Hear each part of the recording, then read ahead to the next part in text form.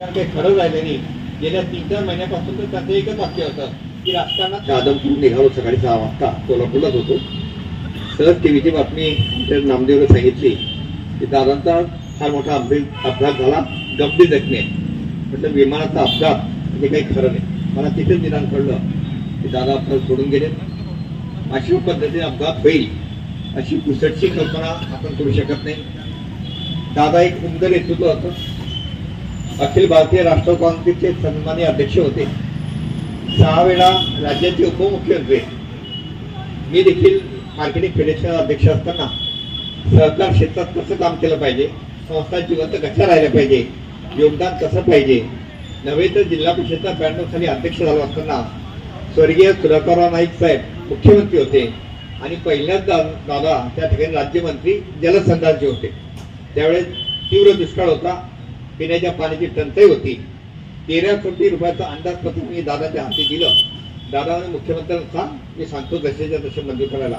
पहिल्यांदा जळगाव जिल्ह्यामध्ये कार्यकर्ते सांगतील की साईट पाणी आडवा पाणी जेव्हा आपण केली, ग्रामपंचायतीचे अधिकार दिले.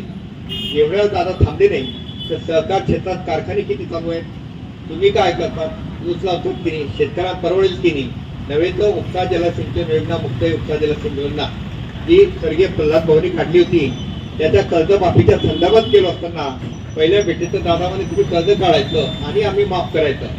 परखड स्वभाव होता, स्पष्ट वक्तेपणा होता आणि प्रामुख्याने व्यवहार चातुर्य त्यांना होतं. त्यांना मी समजून विषय सांगितला की दादा राज्य सरकारच्या माध्यमातून जलसंधारणाचे कामं या भागात झालेली नाही. आमच्या मोहोळ तालुक्यात पिण्याच्या पाण्याचा टंचाई आहे, कुठलीही नदी नाला नाही. म्हणून स्वर्गीय भाऊंनी उपसा जलसिंचन योजनातली दुर्दैवाने ते बंद पडली. ते सुरू करण्याकरता आम्हाला प्रयत्न करायचे. कर्जमाफी करावं. 108 कोटी रुपये कर्ज झालं होतं. जवळपास 51 कोटी रुपये कर्ज राज्य सरकारने महाराष्ट्रात पहिल्यांदा माफ त्यांनी केलं. एवढा कणखर नेता एवढं कोणी नेतृत्व असं कन्वे करू शकत नाही. ते काल परवा 2 दिवस झाले बारामतीत होतो. दीपक मराठे होते, वायर पाटील सर होते, गोपाल पाटील होते, राहुल पाटील होते, असंख्य कार्यकर्ते जळगावचे होते. मला अशी एक पुस्तकाची कल्पना आली की महाराष्ट्राची राजधानी मुंबई म्हटलं जाते, महाराष्ट्राची उपराजधानी नागपूर म्हटलं जाते, परंतु विकासाची राजधानी बारामती आहे. तुम्हाला आम्हाला विकास करायचा असेल, बारामतीचे प्रकल्प माननीय स्वर्गीय अजितदादा पवार यांनी जे निर्माण केले ते पाहण्याजोगे. योगदान कार्यकर्त्यांना किती आहे, स्वच्छता टापटीप संस्थेची इमारत कशी स्वच्छ ठेवता येईल, येणारा अधिकारी चांगलं काम कसं करेल, कुठल्याही राजकारणामध्ये येऊ न देता विकास हाच द्या त्या माणसाला होता. अजितदादांचा घटनाक्रम राष्ट्रवादी काँग्रेसचे नेते आदरणीय रवींद्र भैयासाहेब पाटील यांनी ते सांगितला. 1999 ला ज्यावेळेस काँग्रेसमधून राष्ट्रवादी काँग्रेस ही वेगळी झाली त्यावेळेस खऱ्या अर्थानं या जळगाव जिल्ह्यातनं राष्ट्रवादी काँग्रेसचे कोण असतील तर ते आदरणीय विश्वनाथजी इंगळे आणि भैयासाहेब. आणि ज्यावेळेस आता भैयासाहेबांनी आदरणीय अजितदादांचा किस्सा सांगत होते की बुवा तत्वनिष्ठ काय असते, म्हणजे एक चांगल्या प्रकारचा राजकारणी आपल्या महाराष्ट्रानं मुकला असं मी त्या माध्यमातून म्हणेल. अनेक प्रकारचा विकास काय असतो, अनेक प्रकारचा स्वभाव काय आहे की विकासाची कधी तडजोड, विकासाच्या बाबतीत कधी तडजोड करायचे नव्हते. की दादा सकाळी 6 वाजता उठायचे आणि 7 वाजेपासून जनता दरबार हे तिथे सुरू करत होते, नागरिकांच्या समस्या सोडत होते. माझ्या बाबतीत 2 वेळा दादांचा इथे संबंध आला. एक वेळ ज्यावेळेस मी या वरणगाव शहराच्या पाणीपुरवठा योजनेवर स्थगिती आली त्यावेळेस मी आणि मुख्य अधिकारी दादांच्या उपमुख्यमंत्री असताना दालनात गेलो.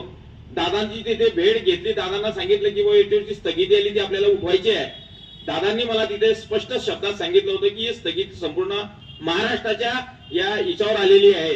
आणि दुसरा प्रसंग ज्यावेळेस रवींद्र नानांनी मी मुंबईला गेलो त्यावेळेस दादांच्या देवगिरी बंगल्यावर त्यावेळेस गेलो. मला वाटतं बबलू माळी आम्ही बरोबर होते, बरोबर आहे बबलू. त्यावेळेस आम्ही तिथे गेलो आणि त्यावेळेस दादांना मी तिथे चालू होते सत्तांतराच्या गोष्टी. म्हटलं दादा आता तुम्ही भारतीय जनता पार्टी महायुतीमध्ये येत आहेत, मग आता तुम्ही भारतीय जनता पार्टीमध्ये येणार का? दादा म्हणे नाही, अरे काहीतरी तत्व असते. आणि माझी ओळख रवींद्र नानांनी तिथे करून दिली आणि त्यांनी मला एकेरीच्या मध्ये अरे म्हणे सुनील काहीतरी तत्व असते, तत्व सोडून कधी तत्वाला तिलांजली द्यायचे नसते. आणि मला जे इथे मी भारतीय जनता पार्टी सोबत या सरकारमध्ये येणार आहे ते खऱ्या अर्थाने महाराष्ट्राचा विकास करण्यासाठी मला तिथे यायचं आहे. अनेक प्रकारचे प्रकल्प आपल्याला तिथे या महाराष्ट्राला द्यायचे आहे. महाराष्ट्र आपल्याला पुढे न्यायचं आहे, यासाठी मला खऱ्या अर्थानं वाटते की मला देवेंद्रजींची साथ त्या माध्यमातून द्यायची आहे. आणि त्यावेळेस दादा खऱ्या अर्थाने तिथून निघाले आणि त्यावेळेस त्यांचा शपथविधी त्या हिच्यात झाला. म्हणजे सुरेश दादांनी सांगितले की 6 वेळा उपमुख्यमंत्री झाले. ज्या वेळेस दादा पदावर असायचे, राज्याचा अर्थसंकल्प हा दादांनी चांगल्या पद्धतीमध्ये मांडला. म्हणजे या विभागाला किती निधी द्यायचा आणि त्या विभागात किती घ्यायचं याची सूक्ष्म अभ्यास हा आदरणीय अजितदादांना तिच्यामध्ये होता. आणि आता खऱ्या अर्थानं आता मार्च महिन्यात आपलं देवा भाऊंचं सरकारचं बजेट मांडलं जाणार आहे आणि त्यावेळेस अर्थमंत्री नसेल असा हा दुर्दैवी योग त्या माध्यमातून हिच्यामध्ये आला. अनेक मान्यवरांनी सांगितलं की या महाराष्ट्राला कुठेतरी काही लागलाय का बा, काळीमा हे लागलाय का, की कुठं काहीतरी होत असताना आदरणीय गोपीनाथरावजी गेले, आदरणीय आर पाटील साहेब गेले, आदरणीय विलासराव देशमुख साहेब गेले. हे असे अनेक मोठे नेते ज्यावेळेस कुठेतरी एक उभारतीचा वेळ येतो त्यावेळेस निघून जातात, त्यावेळेस खऱ्या अर्थानं आपल्या या महाराष्ट्राला तिथे कुठेतरी चटका या महाराष्ट्राच्या मनाला लोकांना इथे लागतो. आणि तसंच आदरणीय अजितदादा हे 28ला आपल्याला सोडून गेले. विमानामध्ये बसले वक्त शिरपणा होता. सकाळी 6 वाजता म्हणजे ते उठल्याने 6 जणच त्यांना तिथे त्यांच्या सोबत ते मृत्यू पावले. म्हणजे कदाचित ते विमान गिरट्या घालून आलं आणि त्यावेळेस जर कधी संदेश जर कधी मिळाला असता उतरवण्याचा, पण तो संदेश त्या माध्यमातून तिच्यामध्ये मिळाला नाही आणि गिरट्या घालून आलं आणि थोड्याच 1-2 मिनिटाच्या हिच्यामध्ये ते विमान क्रॅश झालं आणि आदरणीय दादांचा तिथे मृत्यू झाला. खऱ्या अर्थानं दादा तिथे अशा अवस्थेमध्ये जातील हे मनाला एकदम वाईट वाटत होतं. पण दादांची ओळख पडली ते हातावरच्या घड्याळामुळे आणि जॅकेटमुळे. आणि कागद जे पडले होते की आता मान्यवरांनी मी राष्ट्रवादी काँग्रेसच्या कार्यकर्त्यांनी जे क्लिप ऐकवली, खऱ्या अर्थानं जनतेचं काम करणारा की शेवटपर्यंत फाईल हाताळत होते आदरणीय दादा विमानात सुद्धा. म्हणजे असे व्यक्ती हे कमी की या राज्याचं हित साधलं गेलं पाहिजे.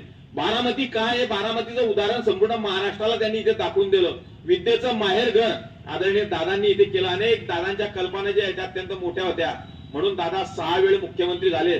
77च्या टायमाला सुद्धा दादांनी कणखर भूमिका घेतली आणि मला माझ्या भागाचा विकास करायचा आहे म्हणून मला देवेंद्रजी सोबत जायचं आहे असे आदरणीय देवेंद्रजी फडणवीस साहेबांचे अत्यंत मित्र असलेले आदरणीय अजितदादा आपल्यातनं निघून गेले. मनाला इथे दुःख वाटलं. आमच्या वरणगाव म्हणजे पवार कुटुंबाचीच नव्हे तर महाराष्ट्राची हानी या हिच्यामध्ये झाली आहे. आदरणीय अजितदादा या वरणगावरून सुद्धा गेले, त्यांचे कार्यक्रम सुद्धा राष्ट्रवादीच्या हिच्यात झाले. दादा जाण्याने पवार कुटुंबाचं नुकसान नव्हे तर या महाराष्ट्राचं नुकसान इथे झालेलं आहे.